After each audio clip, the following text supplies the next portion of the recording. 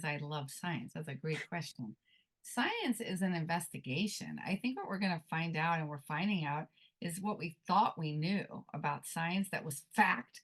Actually, I was taught it was fact, all this stuff that we've learned. Biology was just, there was nothing more to know. There was nothing more to know in chemistry. There was not, I mean, maybe a little bit, but what's happening right now is that the quantum world has appeared. And this quantum world, if any of you are scientists, you already know. But if you aren't, you have to understand that this new understanding of the new sciences is just rocking everything we ever knew.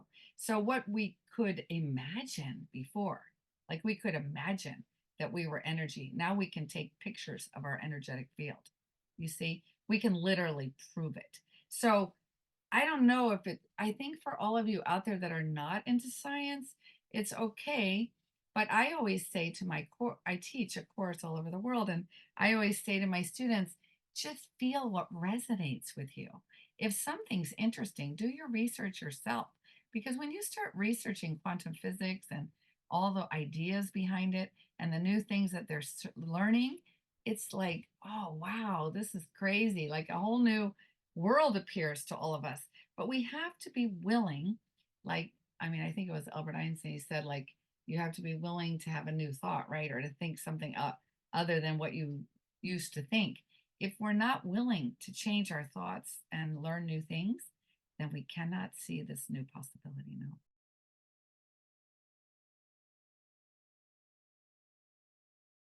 Kathleen, welcome to the Book Thinkers Life Changing Books podcast. I want to jump right into it today, and I'd love to have you introduce yourself by telling everybody about your spiritual experience at Disney World. I think that's a great place to start.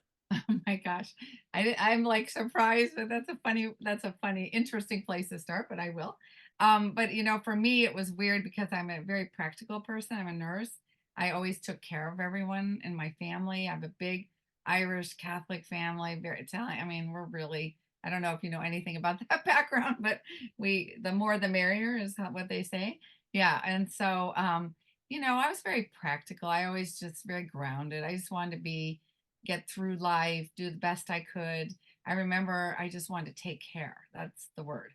And so here I am in Disney World with my dad and my daughter, and we're having a blast going around. And I have been, by this point in my life, I had been changing a bit. I had been helping people heal holistically, but very physically too, like with nutrition and changing lifestyle patterns and coaching and all of this. But I had also been helping them energetically heal, which is another story. But here I was, so I could, and since I was a young girl, I could get information like intuition and really specifics about people.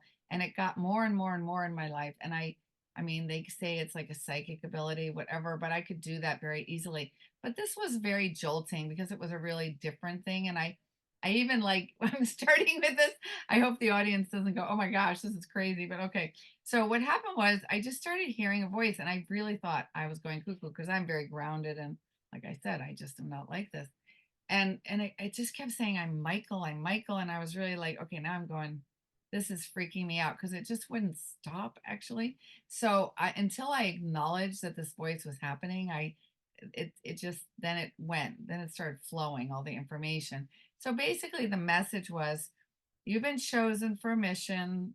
You're going to be, at this point, I was just teaching like remote, like randomly around the Netherlands and about health and nothing specific. And I had written a course and I had done it once or twice, but it wasn't very professional. It was just beginning. So I didn't really think I was going to be doing a whole lot with it. I was kind of nervous about it. And suddenly just the message was, you've been writing all this year and you've been writing it and you've been being woken up at 3 in the morning, which is true. I was woken up at 3 in the morning to write ideas for this course, which were connecting the mind, body, and spirit, how it works. And I thought at the time, like, that's crazy. What I learned is at 3 in the morning, if I didn't write it down, I literally would forget it. So it was painful because you know what it's like at 3 in the morning. You don't really want to get up because if you get up, you might not get back to sleep. So I knew I was in a constant. So when Michael, and it was Michael the Archangel, said this, I understood what he was talking. I was like, oh yeah, I've been waking up. It's really annoying. And he said, yeah, that's Thomas Aquinas. And Thomas Aquinas, what? So I didn't know it was Thomas Aquinas. He said, look Thomas and I up. And I'm like, okay, what does this mean? So it's like riddles, right? So I went on the internet and I said, Michael the Archangel and Thomas. And it was that Thomas Aquinas was known, obviously, with the Catholic Church for all his dogma. But apparently, what I didn't know is he was known for his metaphysical understanding of life itself, and he was called the angelic doctor. So imagine I'm sitting there like, and you're an archangel, and this is like, okay, well, what is the message for me? So basically, I never really had this conversation after this 24 hours, but in that 24 hours, I was kind of told what would happen in the next like 20 years. Believe it or not, I knew it was going to be a long time because he said it would go slow. Humanity wasn't ready. You had to be patient. And it has been slow. And I just have been showing up. I tell all my family, I just have to go to work now.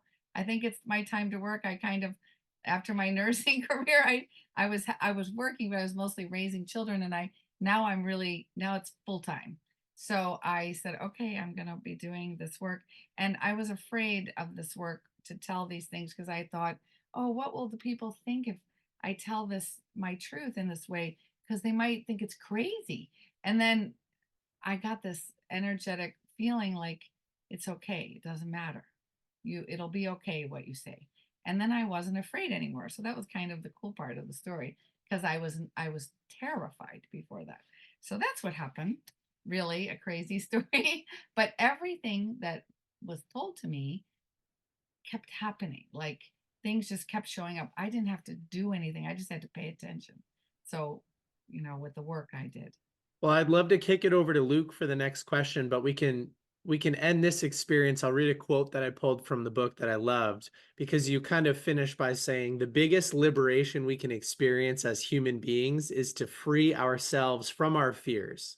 In my case, the fears of sickness, limitation, and death. So, what a wonderful story to kind of give the context of where you were and then sort of this new pathway that you've decided to commit yourself to.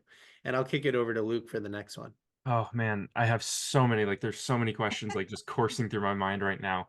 But I was very excited for this conversation when I was doing a little bit of research on you. I got more and more excited, and then we got on, and before the call, I was like, I wrote down, I mean, before we hit record, I wrote down like so many notes just from before we had a conversation.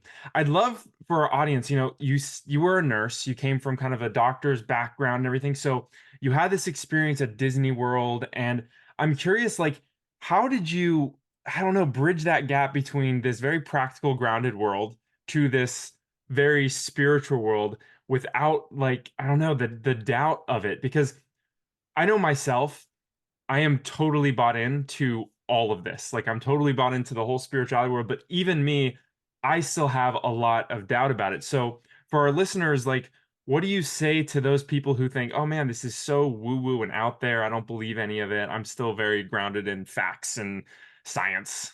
Well, that's fun because I love science. That's a great question.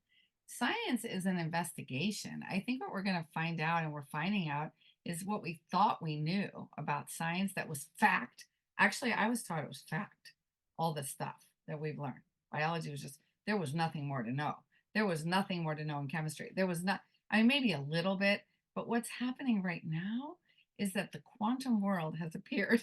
And this quantum world, if any of you are scientists, you already know. But if you aren't, you have to understand that this new understanding of the new sciences is just rocking everything we ever knew. So what we could imagine before, like we could imagine that we were energy, now we can take pictures of our energetic field. You see, we can literally prove it. So I don't know if I think for all of you out there that are not into science, it's okay. But I always say to I teach a course all over the world, and I always say to my students, just feel what resonates with you. If something's interesting, do your research yourself. Because when you start researching quantum physics and all the ideas behind it and the new things that they're learning, it's like, oh, wow, this is crazy. Like a whole new world appears to all of us. But we have to be willing, like, I mean, I think it was Albert Einstein, he said, like, You have to be willing to have a new thought, right? Or to think something up other than what you used to think. If we're not willing to change our thoughts and learn new things, then we cannot see this new possibility. No, that's true. Amazingly said. I'm curious about what is being healthy to you? Like, what does that look like, and what does that mean? Because I think we have this view, especially in the West, of being healthy equals having a six pack and huge arms and all that, and that's what health is. But to you, what is being healthy? Well, the thing is, it's really important that you realize it's multidimensional. Like I think my mistake or not mistake, I was okay as a nurse. Imagine I had these cancer patients who were losing, I mean, this is really horrible, but their face, their voice, their it was really destructive, that kind of cancer I was working with. I was so young. But what it taught me was the first lesson was that the people were still there without a face, a nose, a tongue, a mouth, whatever they lost, they were still there. So as a young woman, I was like, oh, we're not our bodies really. Like we can exist without our bodies. Okay, that's kind of interesting. I also watched a lot of people die. So as I saw them die, and they had stories, of course, because not all of them stayed dead. I had a funny story of a guy, Mr. I can tell. Well, we called him Mr. Mama, but anyway, this was 35 years ago at least. And he would hold his breath and code every time because he wanted to get our attention. Because the minute he would code, we had to resuscitate him again. Isn't that crazy? And so we would be like, no, no, no, don't do that. All the nurses, and he loved us. And then we would bring him back, and it was all a story. But the point is that he would tell us stories like, oh, it's no big deal over there. I love over there. I love over here. And then we asked him questions about it. The point is, you can not imagine what we don't know until we have those experiences, right? So, as a nurse, I had to realize that we were not our body alone, but yet our body mattered. We were not our emotions alone, yet our emotions mattered. We were not our spiritual self, our energetic self, and yet that mattered. Actually, that triumphed. And we were not our mental, and I end with mental because whoa, what a mental world we're in right now. We are not our mental, but if our mental is not, if we are with negativity in the mental realm, we are not going to have the life we dream. No, no way. Because the mental thought is actually where it begins. So, Kathleen, you've come up with this idea of your creator matrix as a way to begin to understand how all of these different things interact. And also, we can use this framework to enhance our lives a little bit.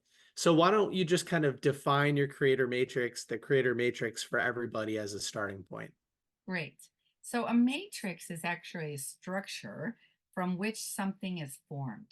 And it kind of got a bad rap in a way with not a bad rap, but if we look at a matrix in the old world and the structures that are falling apart at this time, it kind of feels heavy and wow, do we want to be in that matrix? We sort of feel like a prison in that matrix. But actually, a matrix is just a structure, and we can keep breaking down structures and building new ones that serve us. And that's what we've done throughout history, right? So we're just doing it again in a big way right now. It's a very special time on earth. And I will say for anyone that doesn't understand what's happening, it's really in a huge jump in our awareness, our consciousness. So that might seem really out there for some of you, but it is happening. And what does that mean? That means that we are suddenly seeing things that and feeling things and everything that we were not aware of. And it can be a very uncomfortable process because things are coming up like emotions or themes like war and conflict and everything that's happening right now that we can't just seem to get away from. And it's coming up so that we can change it, right? Like that's the thing. So to create a new world, we have to break the old one down, and we have to think, oh, well, what do I want to do differently if I create my reality? I'm a creator, and we're starting to understand that we influence our lives. We didn't understand that, by the way, when I was young. Very few of us did. So this is a huge change already. So as we're learning this, we can know it mentally. Like we can say, oh yeah, I create my reality, but then we're in the reality. The matrix is your physical vehicle interacting with your environment, and you have to learn, and this is what we're learning, how to control this vehicle.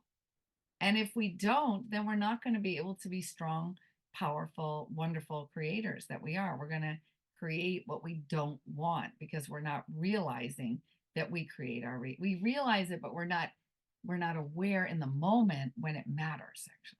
So it matters in this moment right now, not the past. So those that think about how bad such and such was for them, or this guy did this to me, and they keep thinking that thought, they're never going to get out of and get a good relationship because they keep thinking that thought. And those that are like, oh, I'm never going to find the right boyfriend or girlfriend, that thought is not going to get them anywhere. The thought that will get you somewhere is in the moment saying, I'm such a wonderful human being. I'm going to attract the most wonderful person. I've always believed that I am a creator. I mean, I really have believed that. And I think that's why I've been able to build this community and the podcast and have conversations with people like you, but I've never had a resource that I could give to somebody else that so clearly explains it. So here's my next question, and then I'll kick it back over to Luke for a little bit because I feel like I've been hogging the mic. If somebody's listening to this show and they're feeling disconnected, they go, okay, that sounds great for you, Kathleen. That sounds great for you, Nick and Luke. You guys are creators, but I'm disconnected. I don't feel like I'm in control. I'm building a reality that does not satisfy me or fulfill me. What are some of the first steps that people can take to start to get back in the driver's seat? I'm sitting here today with Ken Rusk, who has done hundreds of millions of dollars in business. He's also sold tens of thousands of books and changed countless lives. We're sitting here today because he is sponsoring today's episode. So Ken, tell everybody about your course. Well, thank you. I built a course called The Path to a Successful Life. It's designed around trying to get somebody unstuck. You know, sometimes you're feeling like you're kind of stuck in where you are. You're not really sure what you want your life to look like or how to go about getting it. Well, for the cost of about dinner and a movie and maybe the time you spend on a weekend, you can exactly what you want your future to look like and how to go about getting it. You know the power of vision. That's why you watch podcasts like this. So click the link below, get signed up, and let me know what your experience is like. That's a beautiful question. Thank you, Nick. I think it's really important that you realize the first thing is to realize you have power. Because and what Luke was saying, how can I believe that I really can influence my life? Well, start to practice. Start to play with it. Stop saying stop saying, oh gosh, this isn't going to happen. You know, those thoughts come in like, oh, this is baloney. I'm never going to be able to do this. If that thought comes up, just get rid of that thought. I just say delete button. And then I say, okay, what would I like to put in place of that delete of what I just thought, which is that's impossible. Well, how about the thought that it is possible and that you can? So one of the things that's important is to practice being in the moment. And visualizing sort of and feeling that life you want. Like, okay, let's give you an example. I would like to have a lot of, I'm going to be practical here, a lot of money coming in my bank account because I'm sick of all these debts I'm in. And then you're thinking of the bills. Well, don't go there. That's definitely a no-no. But if you're in the present moment, you're like, wow, what would it be like to have enough money that I wouldn't have to think of that anymore? And not only enough, but more than enough. Well, what would that feel like? Because it's all about the feeling. And then you feel it. Feels great, right?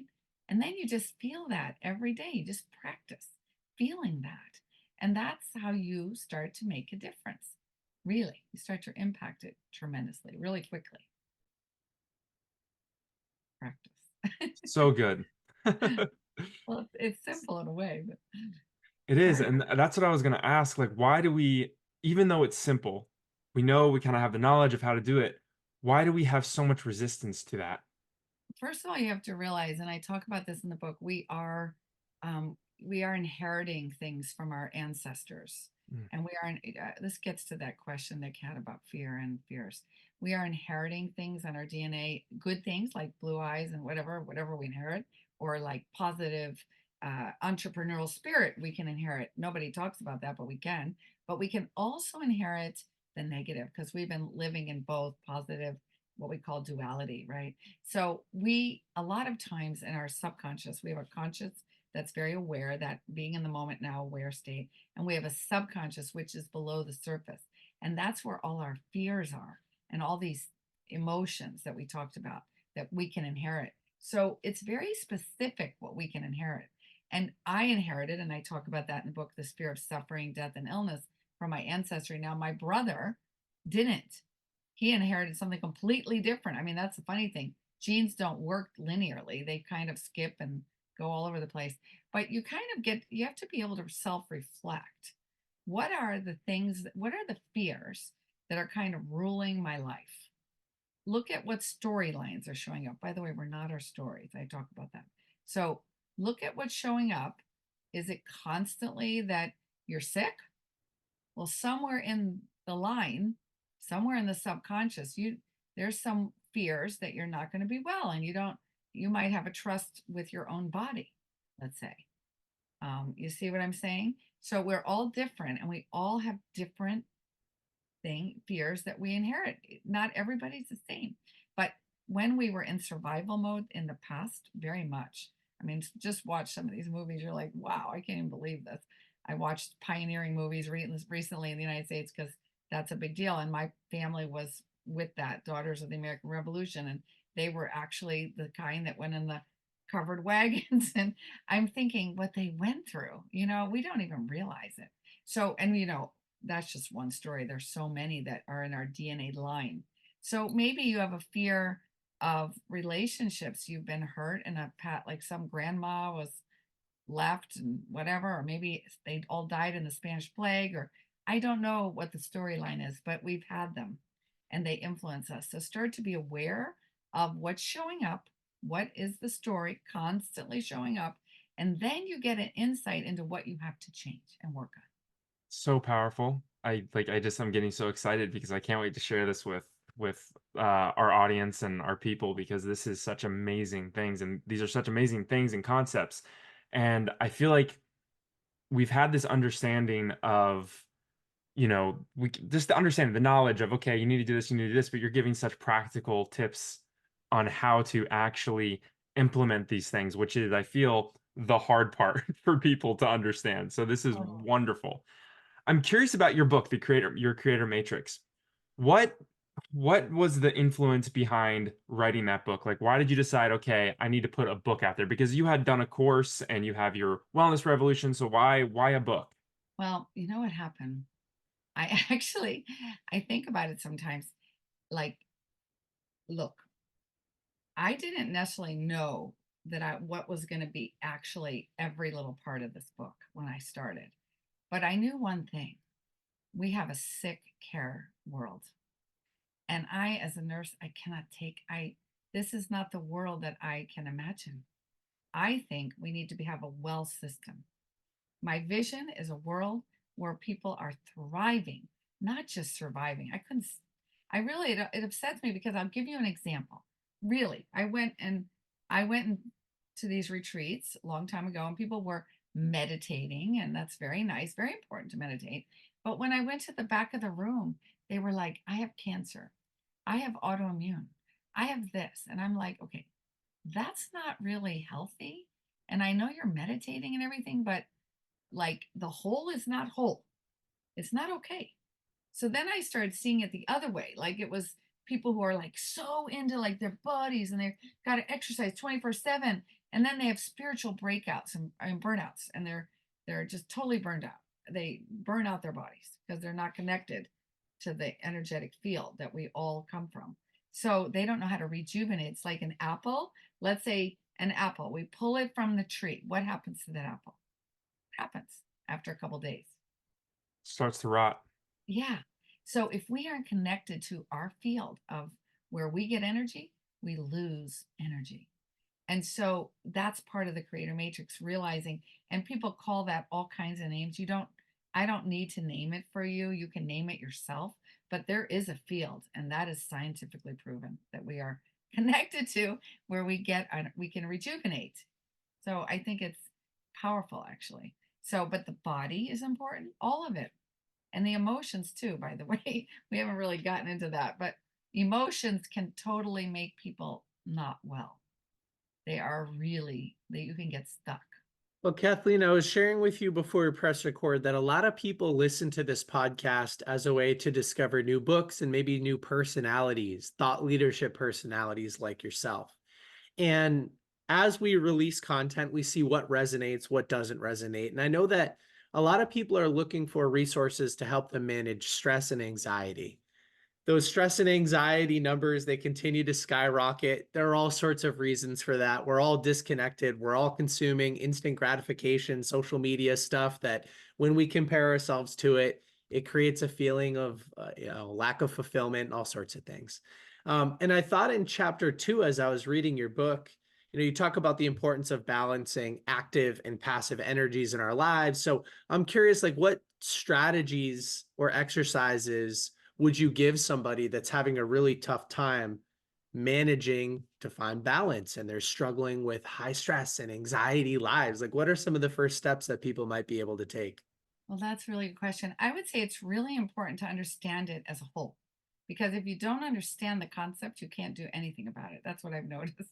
So they call it yin and yang, but you don't have to worry about that. We can also say it's like in science, it's your sympathetic, like going out in the world, totally excited, building something, creating something. And then this other part, this like slowing down, digesting, getting like realizing like what you've done, what you've created. I don't know if you've ever done some huge creation and then you like are exhausted afterwards and you're like, why am I so tired? Well, it's because you have not given yourself enough time to rest and digest.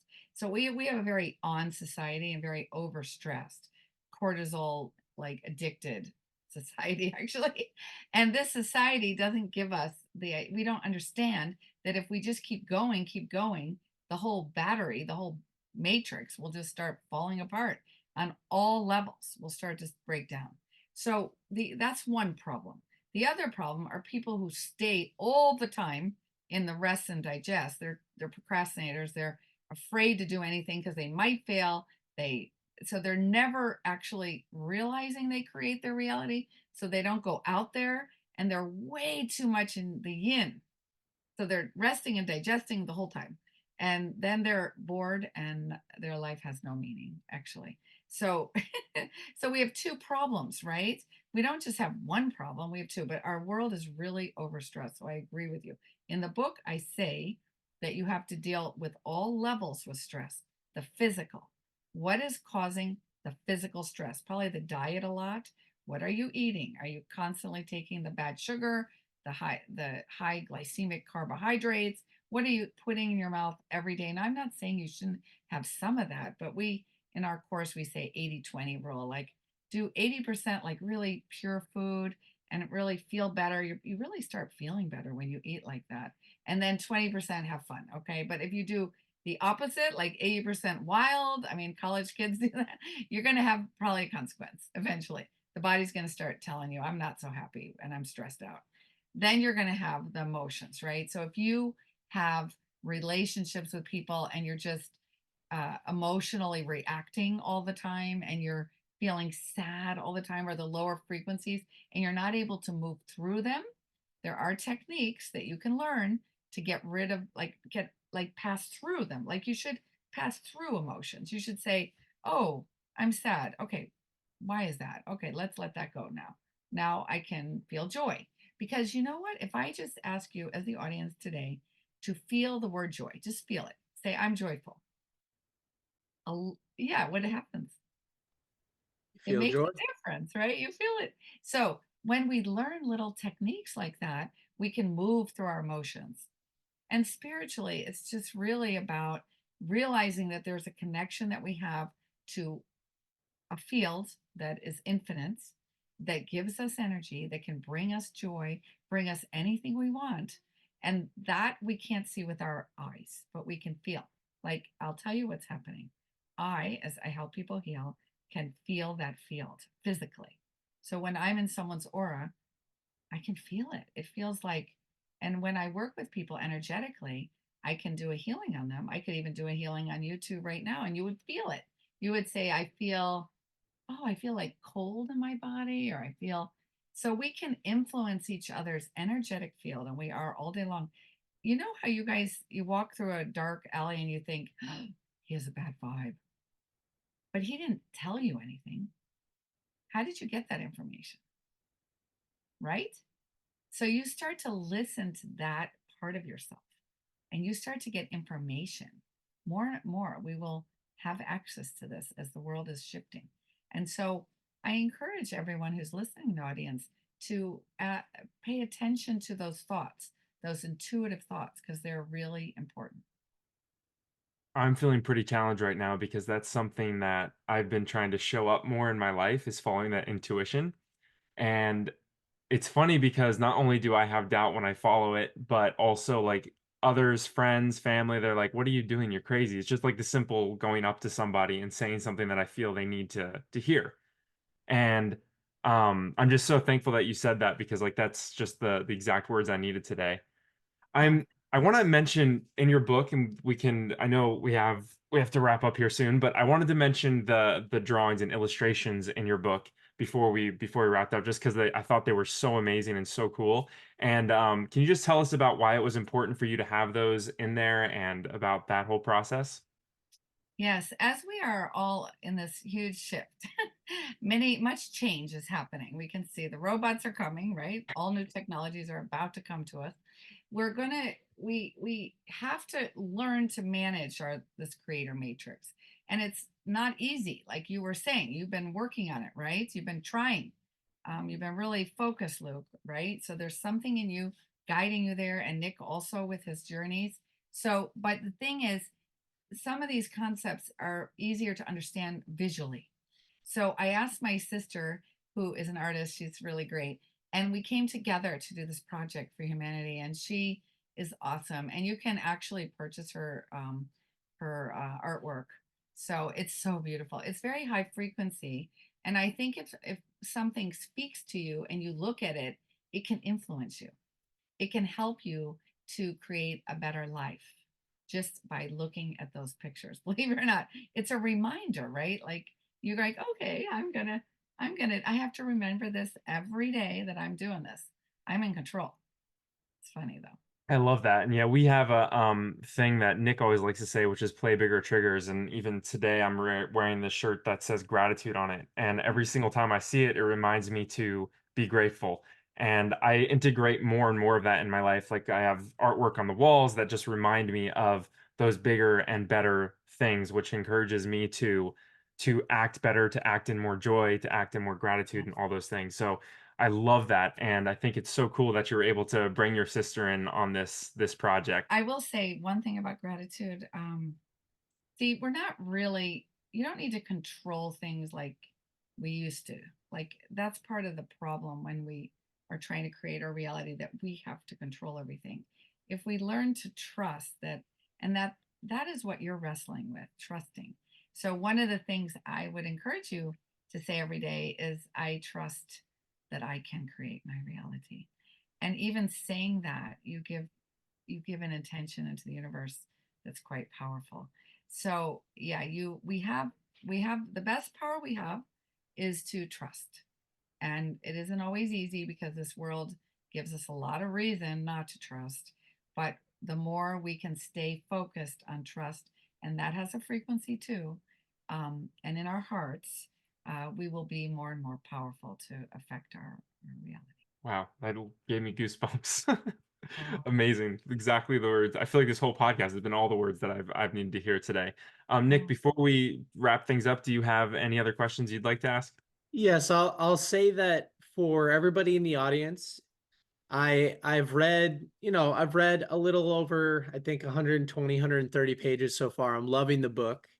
And there's still so much that I haven't read yet that I'm really excited to read. So if you want my final thoughts on the book, you can check out some of our book review posts on Instagram. By the time this launches, you'll see some of the content that I've put out there with some of the additional tools and frameworks and strategies that I've implemented and found useful.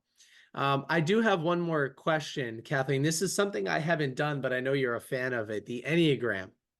Oh yeah. So how is understanding personality influences useful in our lives, and how does this tie into the matrix? Oh yeah, this is a great question. So I didn't even know anything about the Enneagram, and I had to take a course for ICF, International Coach Federation, to get the accreditations I give to my students. And I took a 10-day course with a world expert on the Enneagram And I was just raw. I went in there, I had no idea. I was like so embarrassed. They all knew their Enneagram and everything. I was like, oh my goodness. But you know what's so crazy?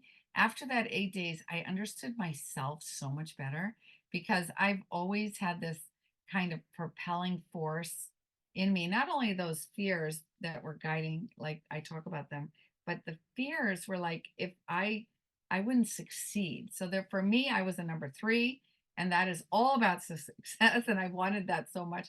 But what I had, so what I've learned after I went away from that was how maybe the universe wanted to make sure we were all different because how boring would it be if we were all the same? But the problem is we end up with partners usually or people around us that are very different. They have a different personality. And then we want to kind of make them like us because it's uncomfortable.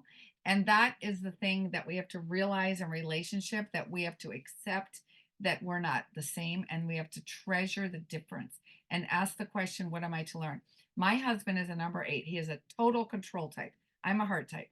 He drove me crazy. I'll give you an example. He doesn't mind me telling the story. But when I first met him and we were dating, and I went to his office and he was like, he was mad at his secretary and he said, she is weak. And I remember thinking, that would be the last thing I would say. Like, that word wouldn't even come in my vocabulary. But for a number 8, they don't want to be weak. That would be the worst thing for them. So I learned a lot and I suddenly was getting along a lot better. I mean, my husband and I have a lot of fun, but now we'd laugh. We're like, oh yeah, we're at an Enneagram moment. Okay, you're an 8. So it's a different motivation. It's a different character. It's a different thing that propels us. So he's funny because he even says, yeah, you've got your book. So now it has to be successful. And I'm like, yeah, but I'm a little older now. So I look at success differently than I used to. It's okay if I'm at the point where I hope people will read it, but I'm okay. I trust, remember that word trust. I trust that the right readers will come that need this book. Oh, I love that. And I agree with you. I trust that the right readers will come too. I'm one of them. Thank you. For sure. Luke, have you done your Enneagram? A long time ago, I forget it. My wife is actually really into that, so I should get more into that. It's been a while, and I was trying to remember what my number was. I wanted to say 6, but I forget. I forget what it is. Well, if you are a 6, then that would explain your problem you're having. No, with this trust thing, because they're trusting. Isn't that funny? So I always see this because the 6s have a little person on their shoulder constantly saying, "Are you sure that's going to go right? Are you sure? Do you have that? You could Yeah. be a 6." Yeah. So, Yeah. yeah, you have to ask that little person to go on vacation. Okay. All right, So that's gonna be the goal for the next month. All right, man. exactly. I got it. I got it. It's all good. But if you read the book, I have a very good summary and it helps you. But that's just the beginning. To learn the Enneagram, you can take a test and Yeah. you can really find out about yourself. It's Yeah, nice. I'm gonna definitely have that more of a robust conversation with my wife about that and explore that a little bit because it's been a while. I did it like years and years and years ago, but it would be cool to look at it now. All right, I have 2 more questions. The first is where can people go to find out a little bit more about you and follow along your story? Well, I have a website, A Wellness Revolution. I train health and wellness coaches all over the world already for 7 years, and I've trained already 500 health coaches. So it's really about well-being. It's really about helping the new healthcare system come. And I have so many cool health coaches all over the world already with functional medicine doctors and starting their own businesses. And it's very cool actually to watch. So yeah, so they can go there. Perfect, and we'll make sure we link that stuff in the show notes. All right, my final question is this, and I like to ask it to all of our guests, and that's this. If you pass away and all the information that you put out, the books, courses, your website, all the social medias, everything disappears, but you can leave the world with a single piece of advice, what would it be? That's cool. To realize that you are literally love. That's what we are. And anything less is just an experience. Oh, I have to sit with that one for a few minutes. So beautiful. Thank you. Wow. Lovely to meet you both. Very, very, very grateful to meet you both. You too. Thank you so much, Kathleen. This has been awesome. I can't wait to have more conversations with you in the future and can't wait to feature your book on our page.